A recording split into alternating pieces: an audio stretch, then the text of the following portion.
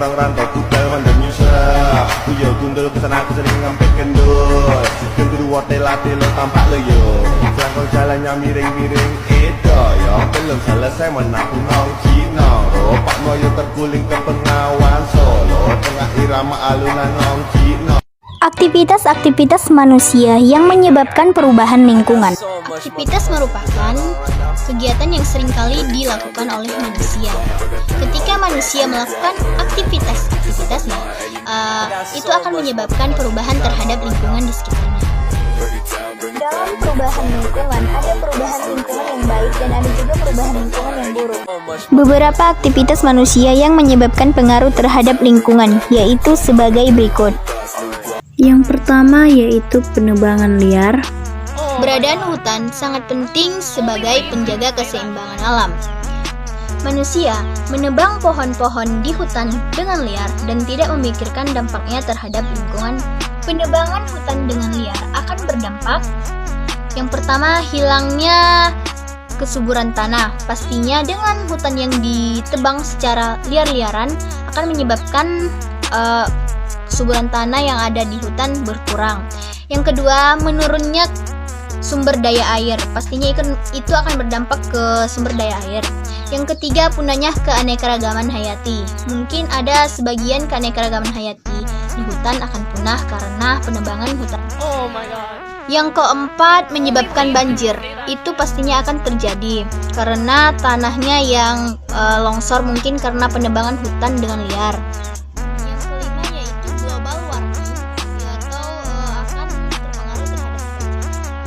Yang kedua, dari pengaruh dari aktivitas manusia yang menyebabkan pengaruh terhadap lingkungan, yaitu pembakaran hutan. Salah satu bencana yang dapat dilakukan oleh manusia yaitu kebakaran hutan, pembakaran hutan. Di mana pembakaran hutan ini akan membawa banyak dampak buruk terhadap lingkungannya. Dan mungkin manusia mengetahui hal tersebut, tetapi ia masih melakukannya. Dampak buruk pembakaran hutan terhadap lingkungan yaitu yang pertama, hilangnya habitat makhluk hidup. Dengan pembakaran hutan, mungkin makhluk hidup yang ada di sekitarnya akan kehilangan habitatnya atau tempat tinggalnya. Yang kedua, adanya korban jiwa. Karena pembakaran hutan itu mungkin ada korban jiwa yang hilang. Yang ketiga, menyebabkan polusi udara, di mana pembakaran hutan akan mengakibatkan asap yang mungkin menyebar di sekitarnya ke seluruh sekitarnya dan menyebabkan polusi udara dan akan tersebar sekian. Yang keempat itu adanya kurangnya bahan pangan. Pastinya itu akan terpengaruh ke kurangnya bahan pangan. Yang kelima, terganggunya ekonomi. Yang kelima yaitu terganggunya ekonomi. Kenapa terganggunya ekonomi akibat pembakaran hutan? Karena hutan merupakan salah satu sumber keuangan mata pencaharian manusia. Dan yang keenam yaitu pemanasan global. Pastinya terjadinya pemanasan global akibat pembakaran hutan, di mana cuaca akan berubah. Dan lain sebagainya pengaruh buruk dari pembakaran hutan. Pemburuan liar merupakan kegiatan manusia yang dapat mempengaruhi keseimbangan ekosistem. Pemburuan bisa menyebabkan kelangkaan bahkan kepunahan hewan. Jika hewan langka atau punah, keseimbangan lingkungan akan terpengaruh karena rantai makanan jadi terganggu. 4. Pembakaran sampah. Membakar sampah rumah tangga, plastik dan kayu yang dicat berbahaya bagi lingkungan. Karena bahan-bahan tersebut melepaskan kimia beracun yang mencemari udara.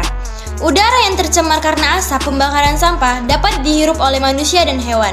Salah satu dampak negatif pembakaran sampah adalah munculnya emisi gas rumah kaca yang menyebabkan terjadinya pemanasan global. 5. Pembuangan sampah sembarangan. Pembuangan sampah terjadi karena tidak adanya kesadaran untuk menjaga lingkungan. Membuang sampah sembarangan merupakan salah satu pelanggaran etika yang dijumpai. Ada banyak dampak negatif karena pembuangan sampah sembarangan, yaitu wabah penyakit, banjir, dan kerusakan lingkungan lainnya. 6. Pembuangan limbah industri. Limbah pabrik memiliki dampak yang fatal. Salah satunya adalah berakibat pada lingkungan. Limbah secara garis besar berpotensi untuk mencemari lingkungan, baik air, tanah maupun udara. Udara yang kotor dan tercemar akan merusak kesehatan paru-paru dan mengakibatkan masalah kesehatan bagi makhluk hidup yang terpapar. 7. Aspek kendaraan. Aspek kendaraan bermotor merupakan salah satu penyumbang polusi udara karena mengandung berbagai macam polutan. Banyak orang akan terkena gangguan pernapasan akibat manusia yang mengendarai sepeda motor, yang mengakibatkan keluarnya asap kendaraan bermotor.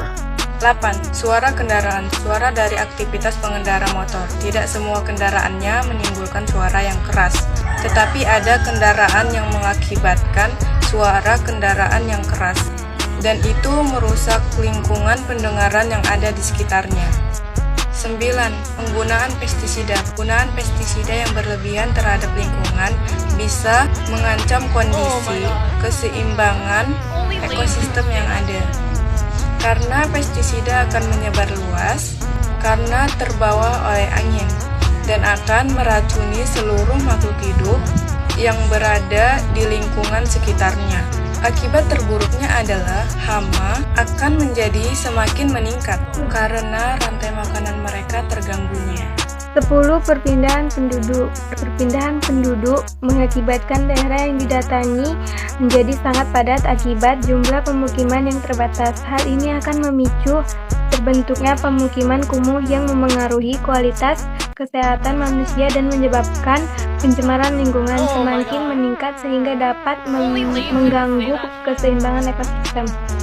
Cara mencegah aktivitas-aktivitas manusia yang menyebabkan pengaruh buruk terhadap lingkungan di sekitarnya. Cara mencegahnya yaitu yang pertama, tidak membuang sampah sembarangan. Jika manusia tidak membuang sampah sembarangan, maka terciptanya lingkungan yang aman. Yang kedua, melakukan reboisasi terhadap hutan yang gundul. Hutan yang tadi gundul kita tanam dengan pohon yang gundul. Yang ketiga ada reuse, itu mendaur ulang barang atau sampah. Yang keempat ada recycle, di mana menimbun sampah organik untuk dijadikan kompos. Yang keempat yaitu bioremediasi atau pemanfaatan mikroba atau tanaman dari kontaminasi. Limbah yang dibuang harus disaring terlebih dahulu baru dibuang. Itulah dari yang keempat. Terus yang kelima ada rehabilitasi terhadap lahan. Dan yang keenam melakukan tracering.